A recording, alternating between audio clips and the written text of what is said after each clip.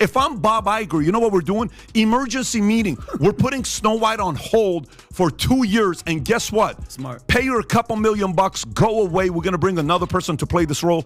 You had Rachel Zegler on the docket, too. I think actresses should be quiet. I understand She's why. such an about Rachel Zegler. She's the young woman that was cast as Snow White. It has proven to be Disney's worst investment ever in the history of Disney investment. Weird. Hollywood's most controversial rising star just hit a wall that might be impossible to climb. Industry insiders are whispering that Rachel Zegler's short-lived A-list status is crashing faster than Snow White's bite into that infamous apple. She hated Snow White, mocked the fact that there was a prince and that she falls in love as opposed to leaning into her own power. We could go on. They postponed the release of this thing, Ben, for a year because their star, Rachel Zegler, was so unlikable. But is this really about her performance or something deeper? The actress who skyrocketed to fame in Spielberg's West Side Story now finds herself in the middle of Hollywood's most explosive cancellation storm. Multiple high-level sources claim major studios are quietly removing her name from consideration lists after a series of controversies that culminated in Disney's Snow White disaster.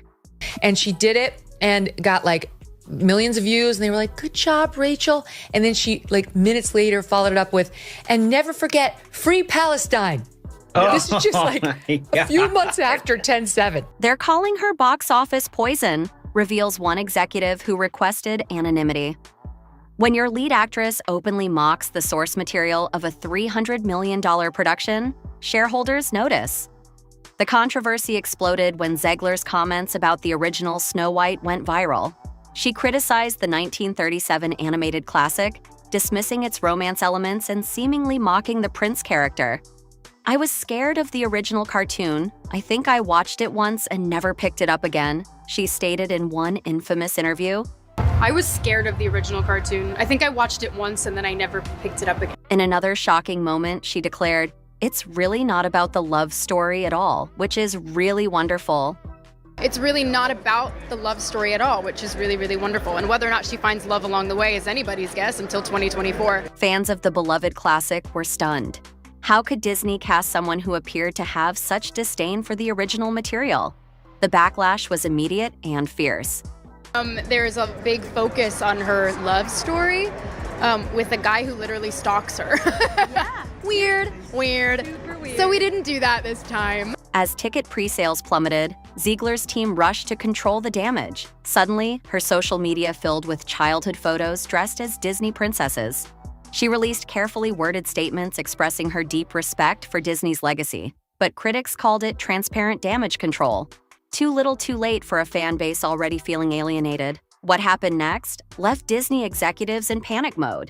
They've been in a full meltdown about this girl for a couple of years now, and how they had her tweet out like a little, "Yay, Snow White, can't wait, so excited, I love to play her." Minutes after posting a seemingly sincere promotional tweet for Snow White, Zegler immediately followed with, "And never forget free Palestine," a statement that, regardless of one's political views, violated Disney's strict protocols about keeping political statements separate from film promotion.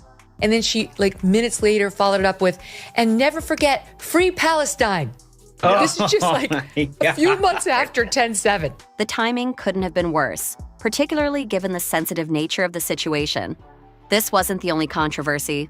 Reports surfaced about on-set tensions, with allegations that Zegler had demanded, "For every one of the 18 hours I am in this Snow White dress, I expect to get paid. If it's 18 hours, I want 18 hours of pay." While actors certainly deserve fair compensation, industry veterans noted the unusual nature of such public salary discussions. She gets less likable. There's some clip of her on the internet in her Snow White outfit saying, "Every hour I am in the outfit of Snow White wearing the dress. All 18 hours, I deserve to be paid for every single one."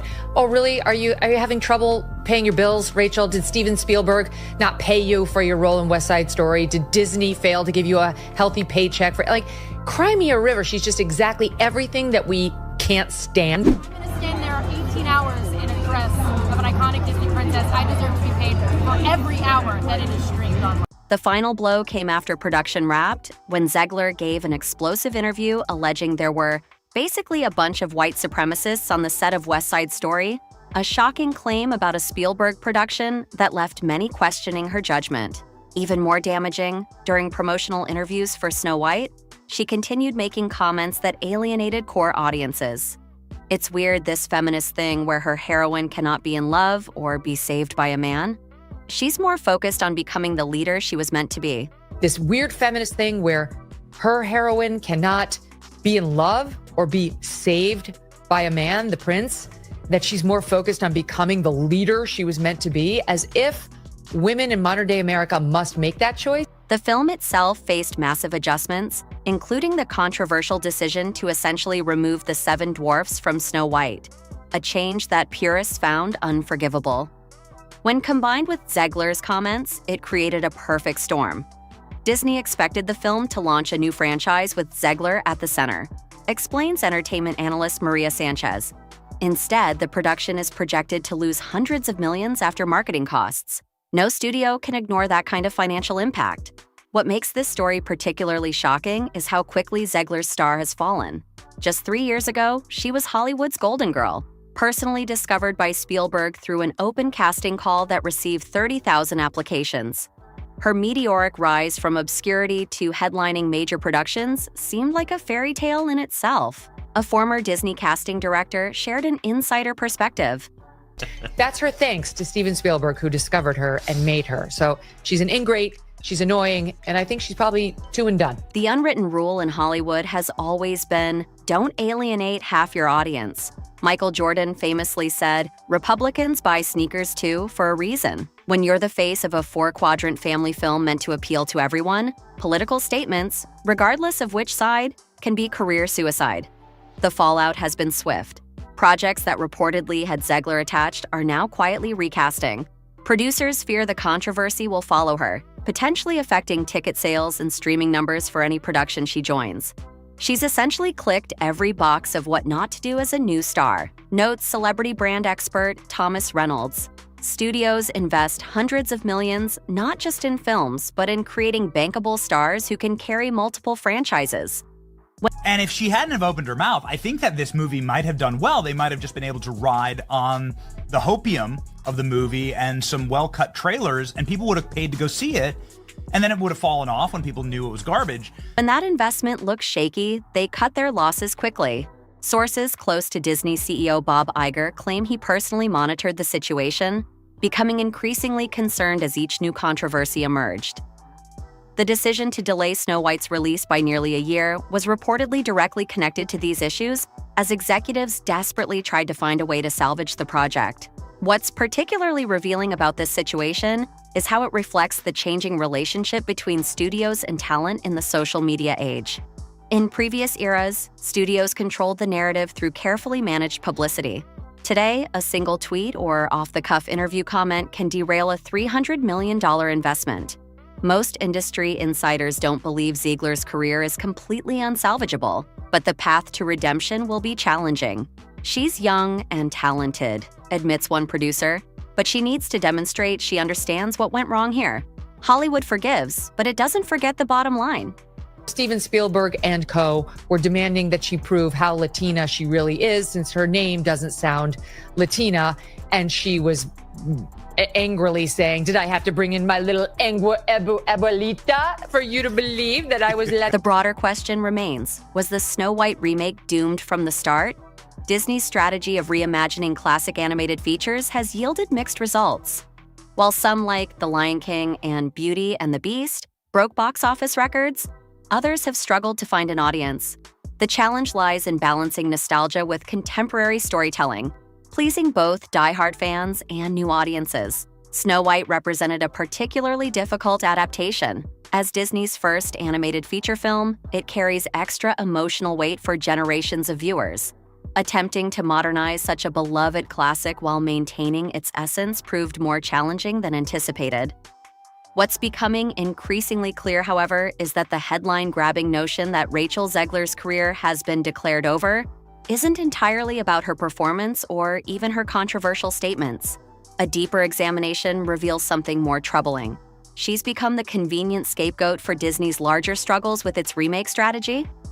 The truth is that Zegler, despite her missteps, has become the face of a broader industry problem.